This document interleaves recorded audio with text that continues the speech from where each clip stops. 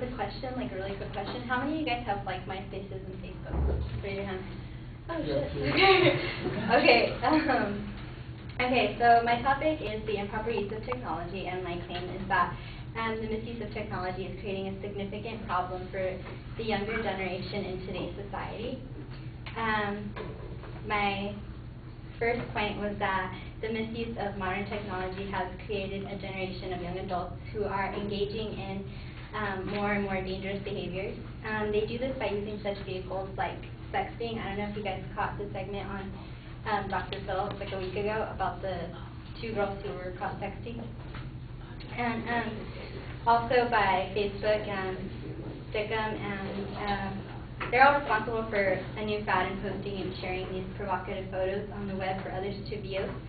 Not only this behavior can lead to tragedy like a rape or like molestation, but it's also recognized as a felony in most states, and it's very possible for a 13-year-old to be convicted of child pornography for just engaging in these acts, sharing and sending these photos. These modes of technology are also promoting the participation by young adults in inappropriate acts over the internet. According to Spin Magazine, a new breed of teenage microcelebs, as they call them, has developed. These are teens who use the webcam to broadcast their everyday lives and like their moves and stuff. And this just leads them to encounter more problems and hackers and predators just by their fan base. Another point is that the technology facilitates fraudulent acts by high school students. It's increasingly easy for students to hack into their school systems and pretty much do as they please. An example of that would be on June 7th of 2002, two high school hackers attacked their school computer system to access the school grades. They changed the grades, and then what they did was they sold those changing grades to their fellow students, which, I mean, that's really bad. Like, you can not only get expelled for that, but you can get arrested for that too. Another thing is plagiarism. I mean, that's really big. You hear about it every day. Your teachers tell you every day. It's becoming a really common practice for students to use somebody else's work and try to pass it off as their own. It can happen anywhere. You can use, you know, your roommate or classmate or anybody who's pretty much willing to give you their information. But the amount of information that's available online makes it really easy for students to access somebody else's work and use it. So yeah, and according to a May 2001 study of 4,500 high school students, 72% of them admitted to cheating on written work, so plagiarizing.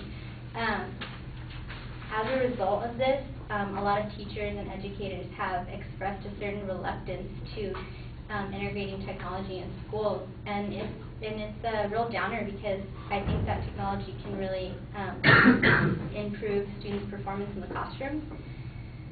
My last point is that the improper use of technology has also created a less than safe environment for youth. These social networking sites such as MySpace and Facebook, it's made it possible and easy for these predators to not only to interact with them online, but to physically interact with them, because now it's not only you want to talk to them online, but now it's you want to go to their house, you want to meet them, you want to see them. An example of that would be John Gomer. I don't know if you guys heard about him, but he was a former student at the University of Maryland, and he was convicted of raping and brutally beating a girl he met through MySpace.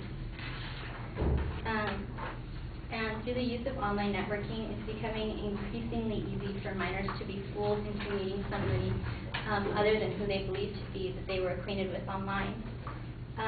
Being anonymous and being able to remain anonymous online is a plus for these predators because they don't have to know who you are. They don't have to know anything about you just to get to know you. I don't know if you guys remember that show that was on MTV Dateline. It's called To Catch a Predator. Yeah, it's funny, you know, like they come out all naked and stuff. But on one of the segments, it was the 48-year-old doctor who was caught visiting the home of who he believed was a 13-year-old girl. And the person pretending to be the 13-year-old was actually a decoy that they used to catch these predators and these potential sex offenders. And it's really sad because had that really been a 13-year-old girl, it could have resulted in something far more than just meeting. And although you may agree that technology is, increasingly being misused, you have to consider that networks are trying to improve the safety by offering like filters and virus scans and stuff. But technology itself isn't the problem. It's the way you use it. And I'm guessing by the show of hands that the majority of us use these every day. I mean, I'm guessing that all of us have cell phones. All of us have, sent pictures to people, and it's something that can be used to either build and shape really great opportunities for our future, and it's something that can be used to potentially harm somebody. And how it's used is up to the user. And we are the users. So, yes.